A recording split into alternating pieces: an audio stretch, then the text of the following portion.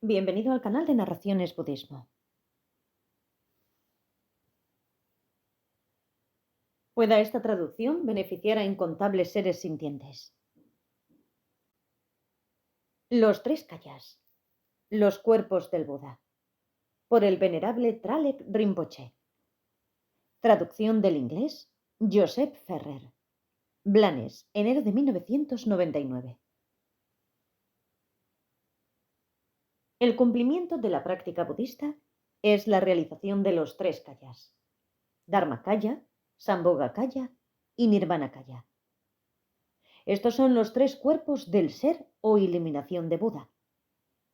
El Dharmakaya se corresponde con la mente, el Sambhogakaya con la palabra y el Nirmanakaya con el cuerpo. El Dharmakaya es el cuerpo sin forma. Es un estado indiferenciado de ser del que no podemos hablar en términos de confusión o iluminación. El Dharmakaya es algo que está siempre presente. Es redescubierto en lugar de ser creado de nuevo. Porque es atemporal y ahistórico, no podemos atribuirle cambio o transformación. Porque es pasivo e indeterminado por naturaleza, el Dharmakaya no puede manifestarse como medio para trabajar uno por el beneficio de los demás, sino que da origen al aspecto determinista del Sambhogakaya y el Nirmanakaya. Al igual que el Dharmakaya, el Sambhogakaya está siempre presente. Tiene que ver con los poderes mentales, con la habilidad de la propia mente para manifestarse con relación a las 5 sabidurías. En la práctica tántrica, todas las deidades son manifestaciones del Sambhogakaya porque encarnan los 5 tipos diferentes de sabiduría. El Sambhogakaya está conectado con la comunicación, tanto a un nivel verbal como no verbal, y está también asociado con la idea de relación. Así que esta palabra aquí significa no solo la capacidad de utilizar palabras, sino la habilidad de comunicarse a todos los niveles. Tanto los aspectos del Sambhogakaya como del Dharmakaya están ya encarnados dentro de cada ser sintiente, y la fructificación es una cuestión de llegar a esta realización. El Nirmanakaya es el aspecto físico de un ser iluminado, el medio a través del cual la comunicación y la relación pueden ser llevadas a cabo. Puede decirse que es nuevo o diferente porque está solamente en el nivel físico en el que uno puede transformarse. En tibetano, el cuerpo purificado, llamado Ku, es la manifestación del cuerpo plenamente transformado, libre de la influencia de inculcados y profundamente establecidos residuos kármicos. Nuestro cuerpo físico ordinario es llamado Lu. Es el producto de rastros y disposiciones kármicas y carece de espontaneidad y creatividad.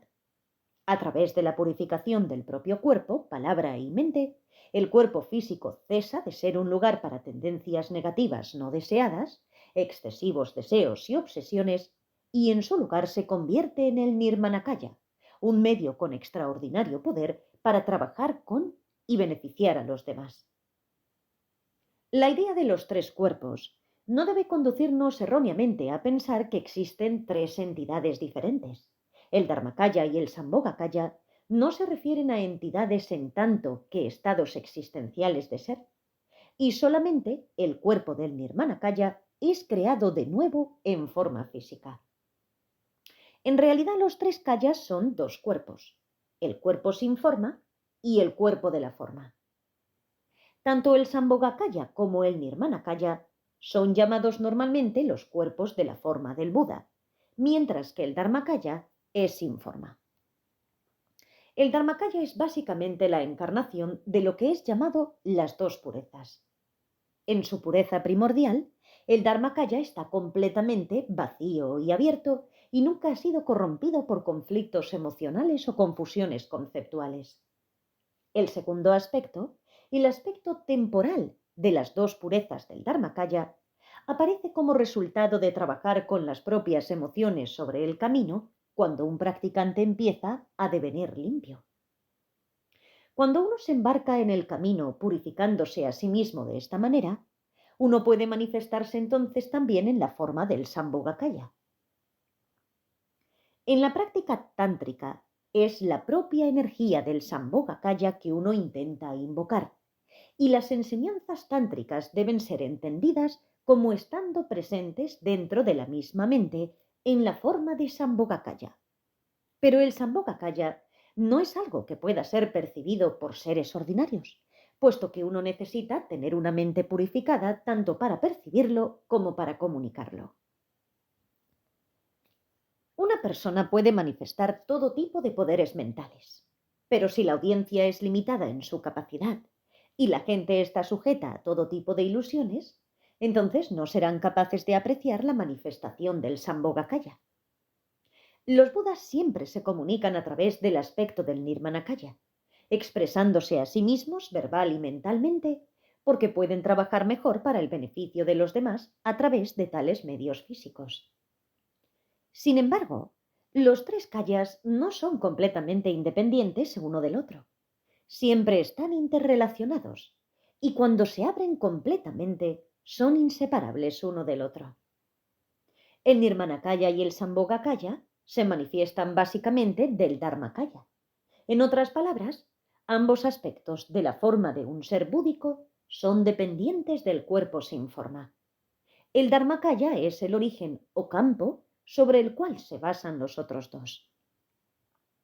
Cuando llamamos al Sambhogakaya el cuerpo de la forma, no queremos decir forma física, sino forma en el sentido de manifestarse y ser determinada, como opuesto al Dharmakaya, el cual es sin forma porque no es determinado. El Sambhogakaya es determinado, porque a pesar de que no es físico, se manifiesta de diversas maneras. Si el Sambhogakaya es realizado plenamente, entonces uno puede recibir diferentes enseñanzas y significados de muchas fuentes naturales, tales como el sonido, la visión, etc. A su vez, el Sambhogakaya da origen al Nirmanakaya, el cual es realizado a través del cuerpo físico, y encarna tanto los aspectos del Sambhogakaya como los del Dharmakaya.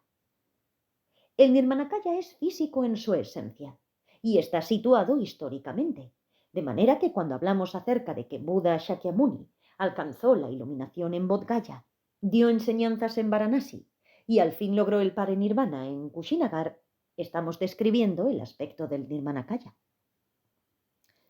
Debido a que los aspectos Sambhogakaya y Dharmakaya del Buda no están situados históricamente, no podemos atribuirles ningún tipo de temporalidad.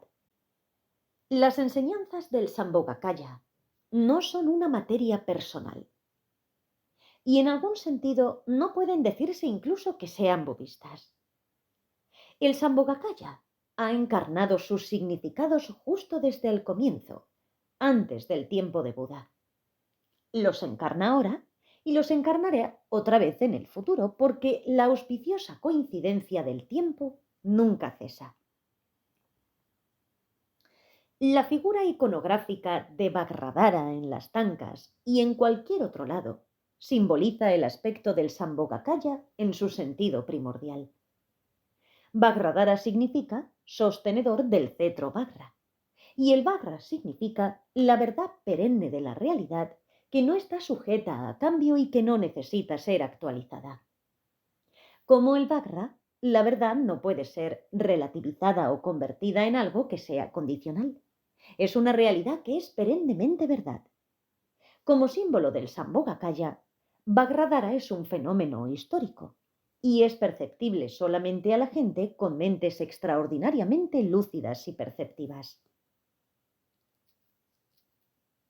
Se dice que el Sambhogakaya se manifiesta no en cualquier tipo de lugar espacial o físico, sino en un lugar que no es realmente un lugar. Un lugar de ningún lado llamado Akanishta o Wokmun en tibetano. Wok significa no debajo, sugiriendo que Akanishta, debido a que es un campo de ningún lugar, todo lo abarca. En estado último, Wokmun se refiere a la vacuidad o sunyata. El maestro que manifiesta el Sambhogakaya en el lugar llamado Akanishta es el Vajradhara del Nirmanakaya. Y encarna no las enseñanzas ordinarias de los tres yanas, sino las enseñanzas más esenciales del Supremo Tantrayana, que son siempre significativas a pesar de la situación histórica. La audiencia para este nivel de enseñanzas serán solamente seres realizados avanzados. Al mismo tiempo, desde el punto de vista del Nirmanakaya, podemos decir que Buda nació en tal o cual lugar, y que fue a través de tal o cual práctica, y que cuando al final logró el Nirvana, introdujo los 3 yanas y otras enseñanzas. En este contexto, la audiencia incluiría seres de varias capacidades, disposiciones e inclinaciones. El Sambhogakaya es llamado Longchoe Dzogbaeku en tibetano. Longchoe significa hacer uso de, consentir. Debido a que Ku denota purificación de estar en el Nirmanakaya, Longcho Dzogbaeku significa hacer uso del cuerpo transformado. El Sambhogakaya es llamado así porque está siempre inmerso en un estado de incesante gozo. Podemos hacer la distinción entre el Sambhogakaya y el Nirmanakaya desde fuera, pero en términos de la experiencia del mismo Buda, no podemos hablar acerca del Sambhogakaya manifestándose primero y después el Nirmanakaya. En última instancia, no podemos hablar en términos de un aspecto de los kayas como siendo uno superior y el otro inferior. El aspecto del Sambhogakaya está dotado con lo que se llaman las 5 coincidencias auspiciosas. Primero está la coincidencia auspiciosa del lugar, la cual es que el Sambhogakaya se manifiesta en el lugar de Akinishta. Segundo está la aparición del maestro, en este caso el Buda en su aspecto del Nirmanakaya. Tercero está la coincidencia auspiciosa de la manifestación de las enseñanzas del Sambhogakaya como manifestaciones tántricas puras. El maestro comunica estas enseñanzas no en términos de textos escritos, sino en términos de significado. Si son practicadas o realizadas, estas enseñanzas esenciales pueden llevar a una persona al estado de iluminación en una vida. La cuarta coincidencia auspiciosa es la convergencia de una apropiada audiencia de bodhisattvas, dakas y dakinis, aquellos que son avanzados en el camino. Quinto está la auspiciosa coincidencia del tiempo, desde la perspectiva del Sambhogakaya, al contrario de la perspectiva del Nirmanakaya, pasado, presente y futuro son encarnados simultáneamente en las enseñanzas. Por ejemplo, en su aspecto del Nirmanakaya, el Buda enseñó las 4 nobles verdades, el noble camino en 8 puntos, etc.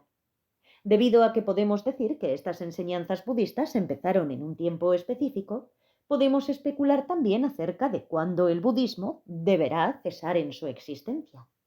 Pero las enseñanzas del Sambhogakaya están siempre presentes y por tanto son incesantes. La manifestación del maestro en la forma del Sambhogakaya tiene ciertas cualidades llamadas los 7 miembros. El primer miembro es que el aspecto del Sambhogakaya está plenamente inmerso en las enseñanzas Mahayana. El segundo es llamado el miembro de la coexistencia, lo cual significa que debido a que el Sambhogakaya nunca está corrupto, se manifiesta en conjunción con la sabiduría. Tercero está el miembro de la plenitud, lo cual significa que el aspecto del Sambhogakaya está lleno de verdad, completamente empapado de la verdad. El cuarto miembro es el estado de la no substancialidad, debido a que la manifestación del Sambhogakaya carece de existencia inherente. El siguiente es el miembro de la infinita compasión, porque el aspecto del Sambhogakaya está plenamente imbuido con preocupaciones compasivas y dirige su atención hacia los seres sintientes. El sexto es el miembro de la no cesación, lo cual significa que la resonante preocupación por los demás seres sintientes está siempre presente y por lo tanto es incesante. La séptima y última cualidad es llamada el miembro de la manifestación perenne, lo cual significa que el Sambhogakaya no puede cesar de existir, sino que se ha manifestado a través de las épocas. No existe tal cosa como un Sambhogakaya cesando de existir en la manera en que el Nirmanakaya se retira cuando el Buda entra al Paranirvana. Cuando uno se embarca en el camino y trabaja para el beneficio de los demás, involucrándose en las acciones del Bodhisattva y generando la amabilidad amorosa y la compasión, entonces uno está sembrando las semillas para el logro de los aspectos del Sambhogakaya y el Nirmanakaya del cuerpo de la forma del Buda. Simultáneamente con la acción amable y compasiva, la comprensión y la sabiduría se incrementan. Estas cualidades son las que pueden manifestarse a la larga como el pleno despliegue del aspecto sin forma del ser búdico, el Dharmakaya. La relación entre los tres kayas es como la relación del cielo con las nubes y la lluvia. El cielo corresponde al Dharmakaya, las nubes al Sambhogakaya y la lluvia al Nirmanakaya. Así como el espacio o el cielo no es un producto condicional, así el Dharmakaya no nace debido a causas y condiciones, es indeterminado. Sin embargo, el Dharmakaya da origen a las manifestaciones del Sambhogakaya en la misma manera en que el espacio da origen a la formación de nubes. En el texto tibetano Mudundupa dice que el estado del Dharmakaya precede a las ideas tanto de confusión como de sabiduría. Antes de que hayan surgido cualquiera nociones dualistas, antes de que uno haya experimentado cualquier cosa, este estado incondicionado se origina espontáneamente. Es un estado neutral porque no es ni positivo ni negativo.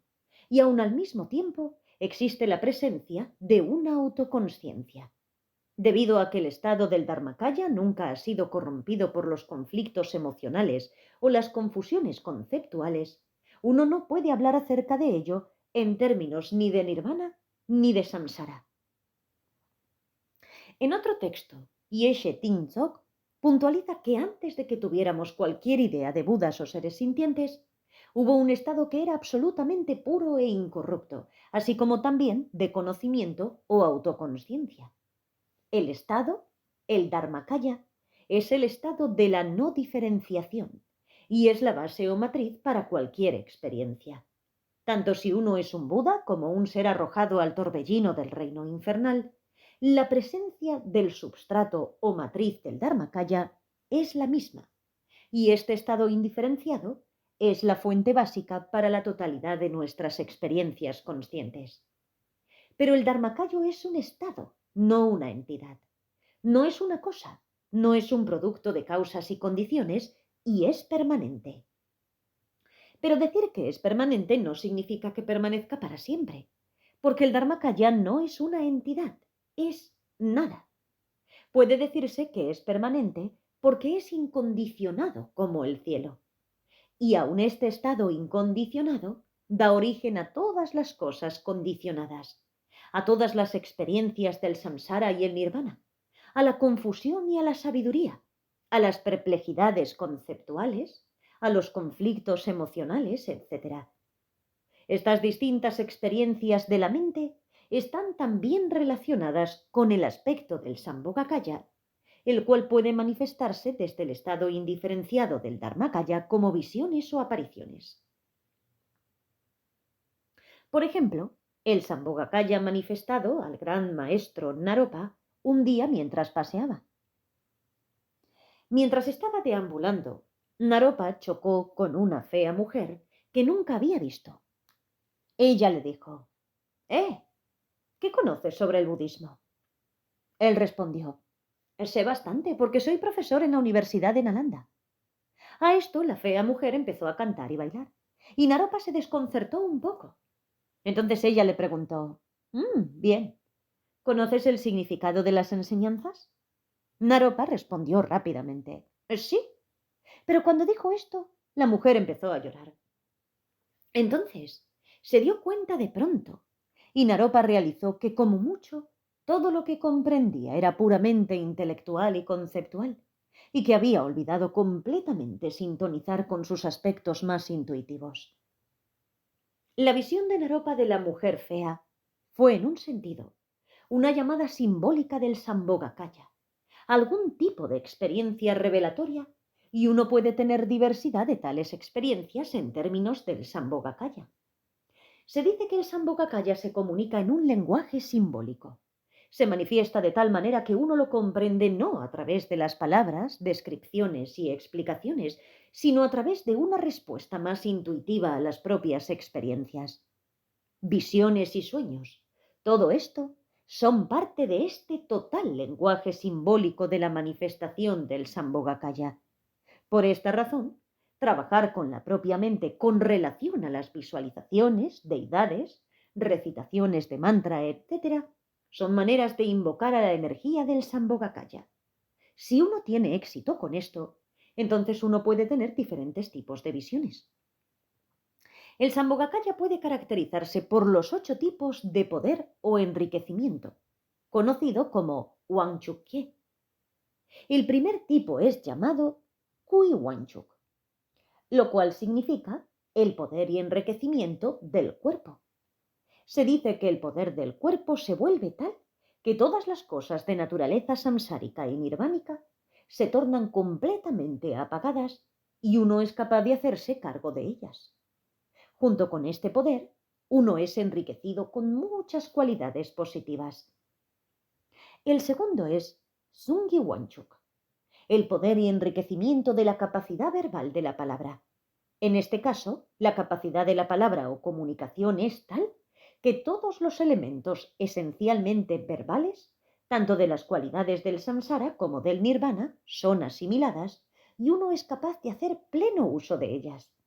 De este modo, uno es enriquecido y se le conceden poderes. El tercero es llamado Tuki Wangchuk. Aquí el poder de la mente en relación tanto al samsara como al nirvana es asimilada e integrada y se le conceden poderes y es enriquecido con todas las diferentes posibilidades de la manifestación mental.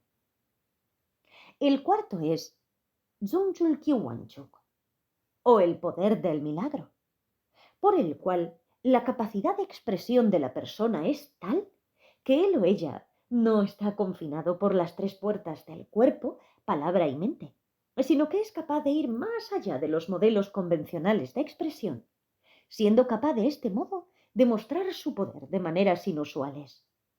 El quinto es Du Wangchuk, el siempre yendo, siempre en movimiento, enriquecimiento y concesión de poder.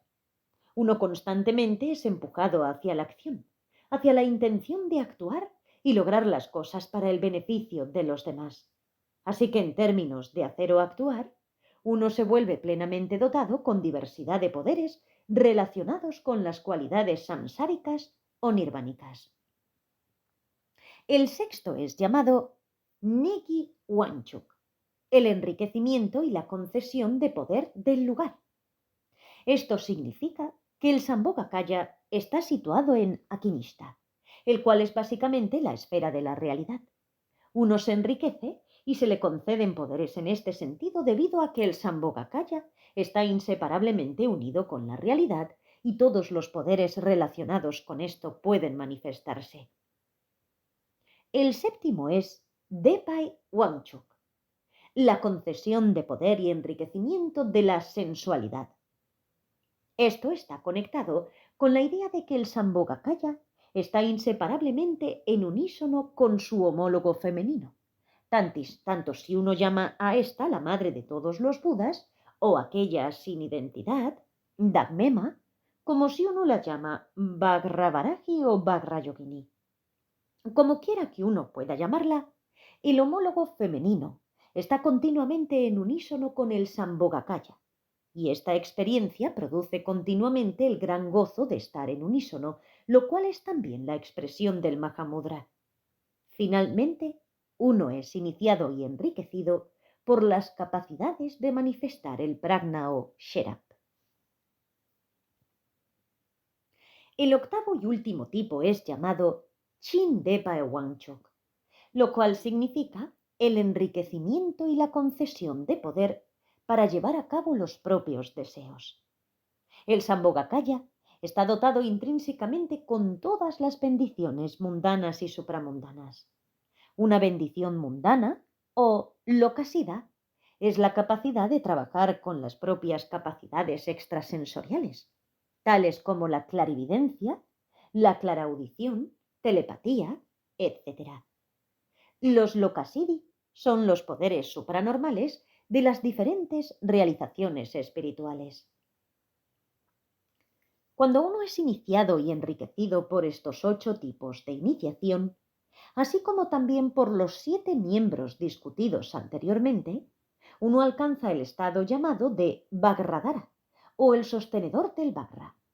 El Vajra simboliza la verdad eterna y Dhara o sostener significa que el propio continuo mental del Sambhogakaya nunca está separado de la siempre presente capacidad de estar en sintonía con la realidad.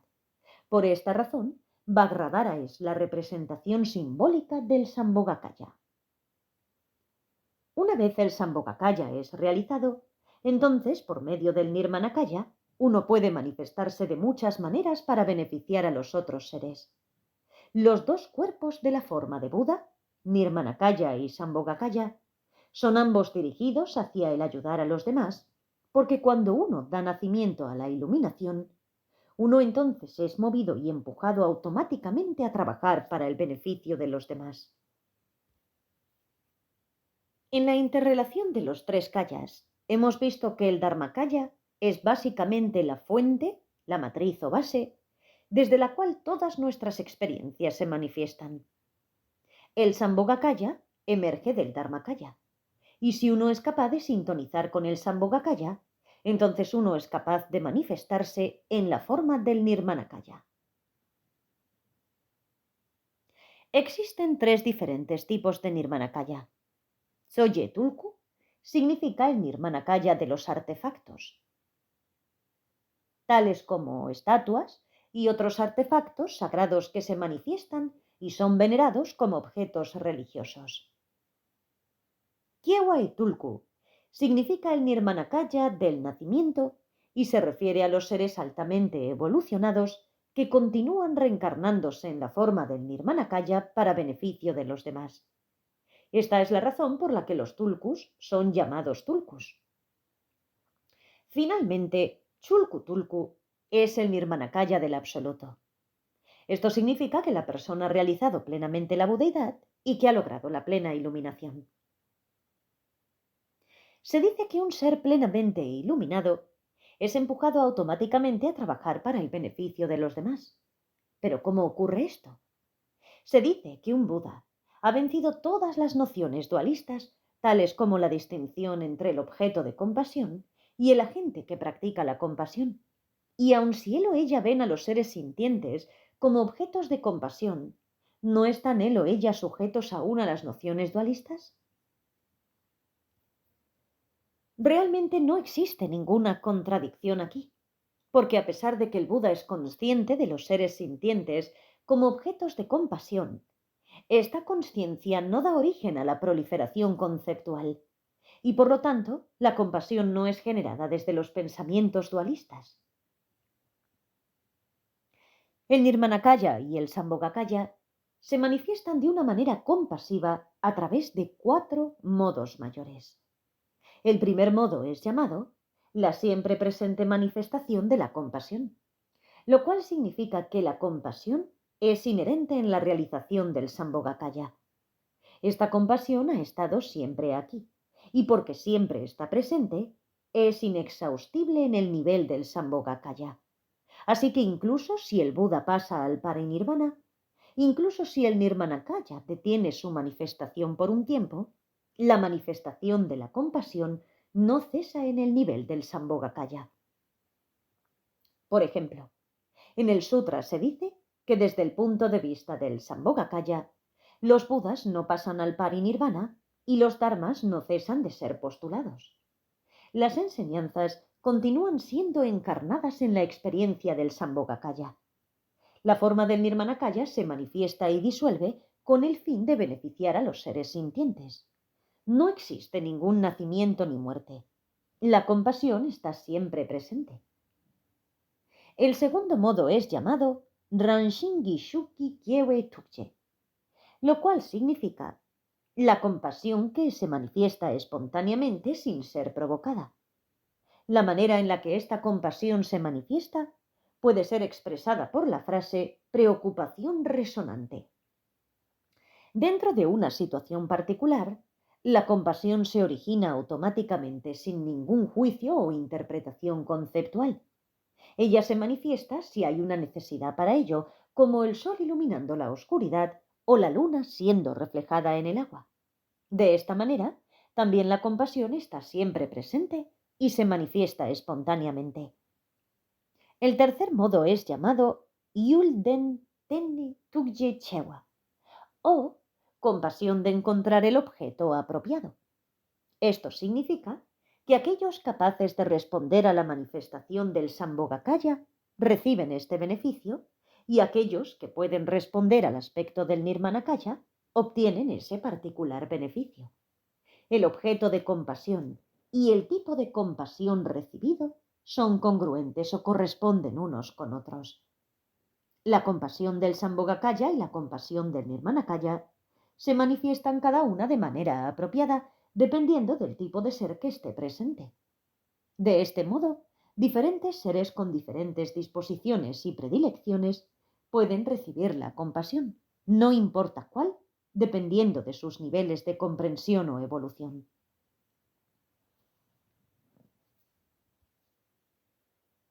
El cuarto modo es llamado la manifestación de la compasión que ha sido provocada. Solwadepa. Básicamente significa petición de, y se dice que esta compasión tiene dos aspectos: provocar la respuesta compasiva de una manera general y provocarla de una manera más específica.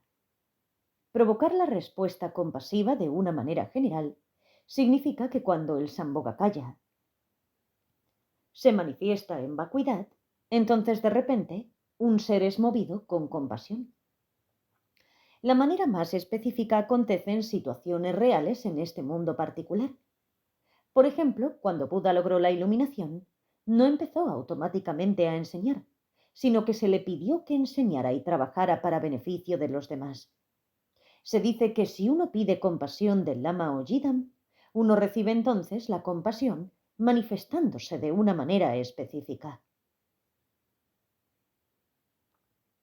Estos cuatro modos de compasión se manifiestan en relación tanto al Sambhogakaya como al Nirmanakaya.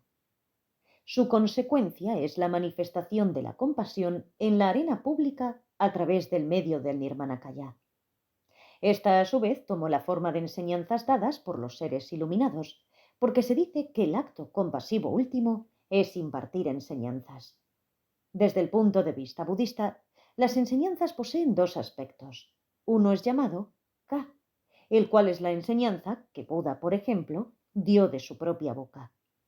El otro aspecto es Tengyur, el cual consiste en los comentarios basados en las propias enseñanzas del Buda. Además, la enseñanza llamada Ka, o las propias palabras del Buda, poseen tres aspectos. El primero, Shalna Sumpeka, son las enseñanzas dadas por el mismo Buda. El segundo, Jingi Peka, son las enseñanzas dadas con la bendición de Buda y en su presencia. Cuando el Buda animaba o inspiraba a algún otro, como Avalokiteshvara, para actuar como su portavoz, tal enseñanza tenía la misma autoridad que si fuera dada por el Buda, y tales enseñanzas son también llamadas Ka. Finalmente tenemos Jesu Nanweka, lo cual significa enseñanzas que son legadas a generaciones posteriores. Estas enseñanzas no estaban presentes mientras Buda estaba vivo, sino que fueron invocadas en un sentido, redescubiertas y dado un nuevo ímpetu para otra generación por el mismo Buda. Ahora el Tengyur o comentarios son enseñanzas que son encarnadas y todas ellas poseen dos aspectos. Uno es el aspecto doctrinal y el otro es el aspecto experimental, y estos dos deben corresponderse. En otras palabras, si uno ha estudiado y aprendido algo intelectualmente, Aquellas enseñanzas deben corresponderse con experiencias interiores. En lo que respecta a las enseñanzas en sí, no existe ni la más mínima cosa que podamos llamar la presentación estándar del budismo, porque Buda en su infinita sabiduría y compasión, y a través de su ejercicio de medios hábiles, fue capaz de concebir muchos métodos y muchas interpretaciones. Las enseñanzas conocidas como el Dharma o budismo no pueden ser encapsuladas dentro de un formato particular. Existen muchos niveles de interpretación y muchos niveles de comprensión. Como dice Nagarjuna, el Dharma de Buda es inmenso como el océano. Dependiendo de las aptitudes de los seres, es expuesto de varias maneras. Puede hablar de existencia o no existencia, eternidad o impermanencia, felicidad o sufrimiento, de la identidad o la no identidad. Él prosigue diciendo, tales son la magnitud y diversidad de enseñanzas. El punto que Nagarjuna está señalando es que en las tempranas enseñanzas Hinayana, que fueron la primera vuelta de la rueda del Dharma, el Buda negó la existencia de una identidad permanente, sustancial, pero no entró en una elaborada discusión de la vacuidad. En la segunda vuelta de la rueda del Dharma fueron introducidas las enseñanzas sobre la vacuidad de los fenómenos, junto con la idea de la no substancialidad o vacuidad de la personalidad del yo. Luego, en la tercera vuelta de la rueda del Dharma, fue introducida la idea del Tathagata o naturaleza del Buda. De acuerdo con esta doctrina, incluso si no existe tal cosa como la identidad, el ego o alma, no obstante, existe un elemento de principio espiritual incorruptible llamado Tathagata o naturaleza del Buda, que no puede ser menoscabado y que no puede conducir a pasiones u otras confusiones. De esta manera, fueron dados muchos niveles de enseñanzas, incluyendo los tantras, que pueden parecer que se contradicen unas a otras, y pueden incluso parecer estar en directa oposición a las proposiciones de unas y otras. Pero se dice que las enseñanzas son presentadas de diferente manera, debido a que tienen que alcanzar al más amplio número de personas. Para que se beneficie el mayor número de gente, las enseñanzas deben ser presentadas de diversas maneras apropiadas a las diversas aptitudes, disposiciones y niveles intelectuales. Esta es la razón de que las enseñanzas de Buda puedan ser comprendidas a muchos niveles diferentes. En el Mahayana, para separar la esencia de las enseñanzas de lo que es periférico o superficial a ellas, se hace una distinción entre las enseñanzas a interpretar y las enseñanzas definitivas. Las enseñanzas a interpretar son llamadas Drangdung. Drang significa liberar a otros. Tales enseñanzas no deben necesariamente ser tomadas literalmente, sino que ellas poseen su propia función. Por ejemplo, existen todo tipo de historias increíbles contadas en los sutras y en otras partes sobre las milagrosas actividades de los bodhisattvas. Esas son enseñanzas a interpretar porque son contadas con el fin de inspirar a las personas. Enseñanzas como estas deben ser tomadas solo interpretativamente, no definitivamente. Desde el punto de vista mahayana, las enseñanzas definitivas son aquellas concernientes a la vacuidad, y todos los discursos sobre la vacuidad deben ser tomados como últimos. Pero hay un problema aquí. De entre las diferentes escuelas del budismo, no hay un acuerdo respecto a lo que es realmente interpretativo y lo que es realmente definitivo. En el budismo tibetano, por ejemplo, los linajes Kagyu y Nyingma consideran las enseñanzas del Tathagata presentadas en la tercera vuelta de la rueda del Dharma como enseñanzas últimas. Sin embargo, los Gelupas dicen que las enseñanzas sobre la naturaleza de Buda no pueden ser tomadas como definitivas porque la teoría del Tathagata se da para que la gente no alucine si se les dice que no poseen un ego substancial. Los Gelupas introducen la idea del Tathagata, pero ellos dicen que solamente posee un significado interpretativo y no definitivo. En cualquier caso, Todas las diversas enseñanzas, tan complejas como puedan ser, son dadas con el fin de aliviar la neurosis de la gente. Y se dice que existen 84.000 tipos diferentes de enseñanzas correspondientes a 84.000 neurosis. Como quiera que uno pueda interpretarlas, las enseñanzas son dadas para aliviar el sufrimiento y los conflictos emocionales. En contraste con la actividad del Sambhogakaya de comunicarse a través de los símbolos, la forma del Nirmanakaya presenta las enseñanzas en un lenguaje no simbólico que utiliza el significado literal de las palabras. De esta manera, mucha gente puede beneficiarse de ello. El cumplimiento del Nirmanakaya es que él se manifiesta con el fin de impartir enseñanzas que puedan ser seguidas y estudiadas.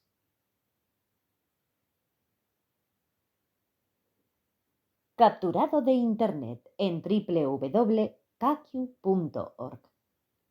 Esta enseñanza fue dada por el venerable Tralek Rinpoche en noviembre de 1989 en Karma Triyana Dharmachakra, Woodstock, Nueva York, y editada para Densai por Sally Clay. Gracias por escuchar.